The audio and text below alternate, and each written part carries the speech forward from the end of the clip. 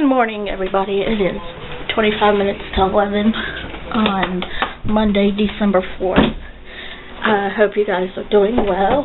I have had breakfast, and I am getting ready to go to my family friend's house for a couple hours today, and then I'm not sure what I'm going to do, but I'm going to bring you guys along, and I hope you all are having a great morning. This is your hometown station, WVDJ 7. Now at noon, the investigation findings are released, and today people in Charlottesville will have a chance to speak out on what went wrong during those deadly rallies in August. And the president releases a series of tweets criticizing the FBI, what President Trump has to say about the Michael Flynn case. And we are seeing some mild conditions for today, but out to our west, some big changes are on the way. I'll tell you what to expect coming up in the forecast. Good afternoon, everyone. I'm Tim Saunders. And I'm Kimberly McBroom. Thank you so much for joining us. Today, the Charlottesville City Council will hear a full independent report from this summer. And it'll be releasing details about what went wrong during the deadly white nationalist rally. Former U.S. Attorney Timothy Hasty will present the report. It includes what was done right and what was done wrong that weekend back in August, resulting in the death of Heather Heyer. It also includes recommendations for how the city can move forward. Over the weekend, Heyer's mother shared her thoughts about the report. I know how they took care of us that day. I watched the videos from a number of journalists from that day, and obviously there was a different set of instructions somewhere. Who did that and why they made those choices, that will come out in court, I guess. Pro also says review doesn't bring closure for her because she is still grieving. We'll have an update from the City Council's review meeting later today. In Roanoke, city police say they have a suspect in the city's latest homicide. They responded to a report of a gunshot wound at the 600 block of Lucerne Street in Northwest. When they arrived, shortly after 6 a.m. Sunday, they found a man lying in a yard of this residence. He was pronounced dead at the scene. Several people came to the block to check on neighbors and family. They are hurting. They have lost a loved one, and they are hurting. No one knows the reason why his life was taken. Half of the block was shut off as police gathered evidence and talked with witnesses. Police are asking if anyone has any additional information. They want you to call the department's tip line. The man charged in connection with the death of a North Carolina 3-year-old made his first court appearance today. The mother's live-in boyfriend, Earl Kimry, is charged with concealing the death and obstruction of justice after Mariah Wood's body was found. Kimry was taken into custody on Friday. Mariah's father was skeptical about her disappearance from the beginning. Something's more to it, and they're trying to cover it up. A medical examiner has not yet positively identified the remains, but investigators say the body was found by a dive team in a creek in a neighboring county where Mariah lives. Kimry's being held under bond more than $1 million. A Florida teenager is home after running away with a high school soccer coach for nearly a week. 17-year-old Caitlin Frasina was reunited with her parents over the weekend. Now the 27-year-old coach, Ryan Rodriguez, is under arrest facing felony charges. CBS News spoke with Frasina's parents about the ordeal. Her father, Ward, initially blamed himself for his daughter's disappearance. He had encouraged Rodriguez to apply for the high school coaching job. Ward, how are you holding up? It's been difficult.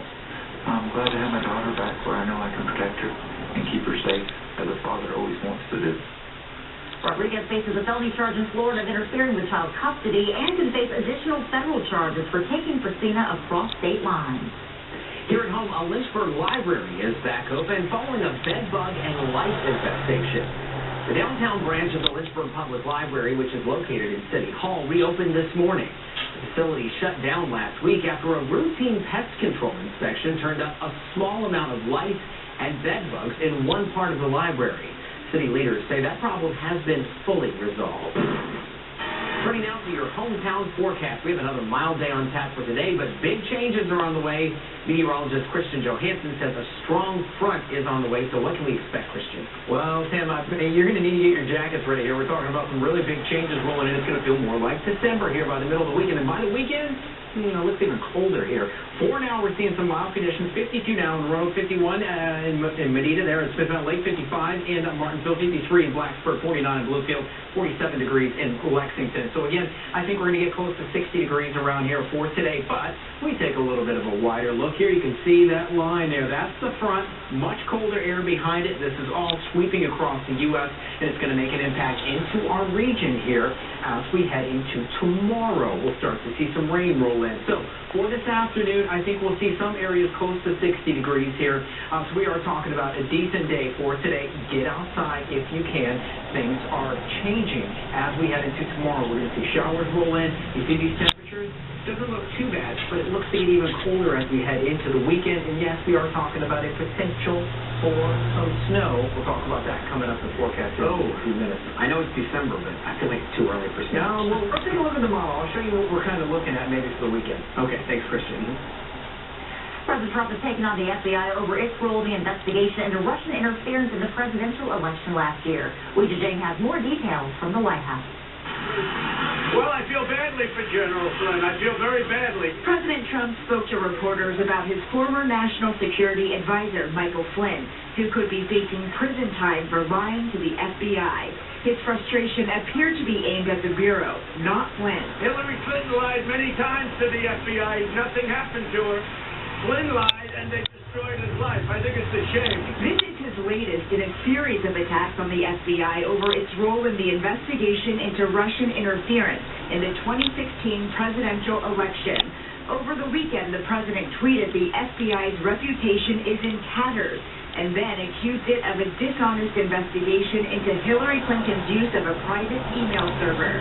Another weekend tweet has President Trump's opponents questioning whether the president obstructed justice when he fired former FBI Director James Comey. We swear to tell the truth. Comey testified that he was fired after the FBI did not honor the president's request to stop investigating Flynn as part of the Russia probe. What he wanted me to do was drop any investigation connected to Flynn's account of his conversations with the Russians. The president seems to suggest that he was aware that Flynn had lied to the FBI, tweeting Saturday, "I had to fire General Flynn because he lied to the vice president and the FBI." He wanted to protect Mike Flynn lying on his behalf.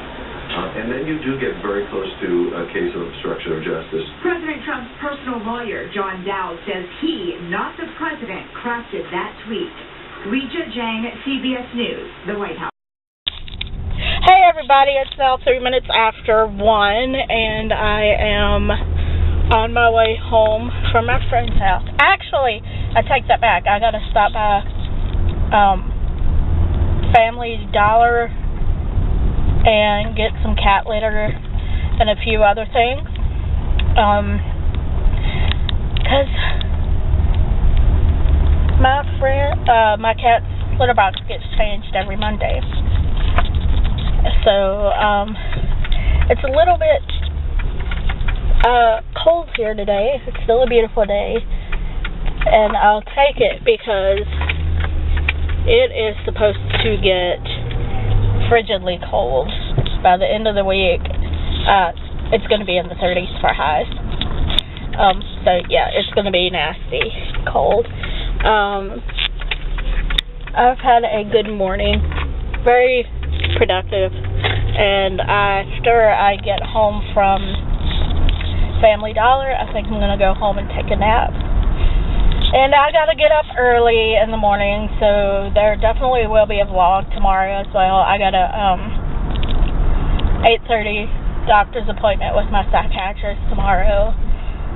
It's gonna be cold, but I really like my psychiatrist because he really genuinely takes an interest in how I'm doing, what I'm doing, and I only see him once a year, so I really value this time. You know, it's been good. Anyways, I'm almost to Family Dollar, and I will check in soon. Everybody, it's now almost 10 after 2, and I've been home for about 10 minutes. I also had to go to the grocery store for my grandmother, and I just had some potato wedges from the grocery store for lunch.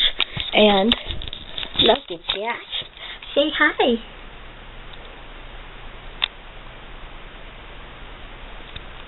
You good girl. Say hi, Boobala.